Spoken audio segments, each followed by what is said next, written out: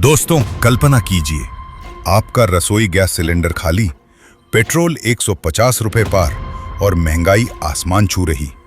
ये कोई सपना नहीं, ईरान इजराइल युद्ध का भारत पर असर है। होर्मुज स्ट्रेट ब्लॉक, तेल संकट, क्या आपकी जेब खाली हो जाएगी? पूरी सच्चाई जानिए, अंत तक रुको। शॉकिंग आंकड़े इंतजार कर रहे।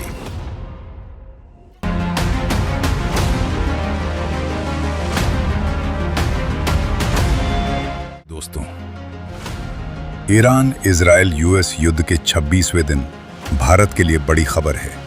हालांकि 28 फरवरी से जारी इस जंग ने होर्मुज जलडमरू मध्य को खतरे में डाला था, लेकिन भारत ने चतुराई से अपना 70% तेल आयात सुरक्षित रास्तों पर मोड़ दिया है। ब्रेंट क्रूड आज $100 के नीचे फिसल गया है।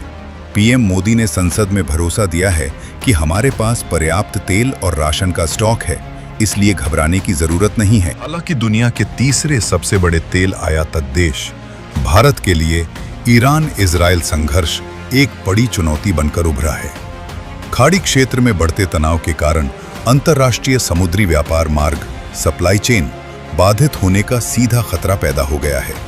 वैश्विक अस्थिरता के चलते ईंधन की कीमतों में तत्काल वृद्धि देखी गई है। घरेलू एलपीजी सिलेंडर की कीमतों में 60 रुपए और कमर्शियल सिलेंडर में 114 से 115 रुपए तक का उछाल आया है, जिससे आम उपभोक्ताओं और औद्योगिक लागत पर बोझ बढ़ गया है। 2 भारतीय टैंकर सुरक्षित रूप से गुजरात के बंदरगाहों पर पहुंच गए हैं, लेकिन रूस और मध्य पूर्व से होने वाली तेल आपूर्ति पर जोखिम बरकरार है। युद्ध की स्थिति में माल ढुलाई और बीमा की लागत बढ़ना तय है। रेटिंग एजेंसी ICRA की रिपोर्ट के अनुसार वित्त वर्ष 2027 के लिए भारत की 7.1% की अनुमानित विकास दर अब दबाव में है। रिपोर्ट में आगाह किया गया है कि यदि यह संघर्ष लंबा खिंचता है तो भारत की GDP ग्रोथ में 1% तक की गिरावट दर्ज की जा सकती है।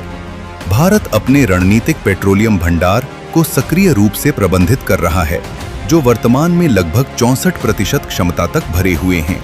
कुल राष्ट्रीय भंडार और तेल कंपनियों के पास मौजूद स्टॉक वर्तमान में लगभग 74 दिनों की घरेलू मांग को पूरा करने के लिए पर्याप्त है। रूस से तेल आयात पर भारत अपनी रणनीतिक स्वायत्तता बनाए हुए है, हालांकि अतिरिक्त खरीद पर सावधानी बरती जा रही है। विशेषज्ञों का मानना है कि यदि युद्ध लंबा चलता है तो कच्चे तेल की ऊंची कीमतें वैश्विक और घरेलू अर्थव्यवस्था को मंदी की ओर धकेल सकती हैं। वर्तमान में भारत ने अपनी कुल स्थापित बिजली क्षमता का 50% से अधिक हिस्सा गैर जीवाश्म स्रोतों से प्राप्त करने का लक्ष्य समय से पहले ही हासिल कर लिया है।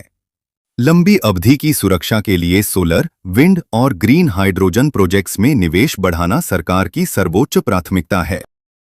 दोस्तों, मिडिल ईस्ट के हालात हमें एक ही सबक सिखा रहे हैं, आत्मनिर्भरता ही असली ताकत है। दुनिया के युद्धों के बीच भारत को अपनी एनर्जी के लिए खुद पर खड़ा होना ही होगा।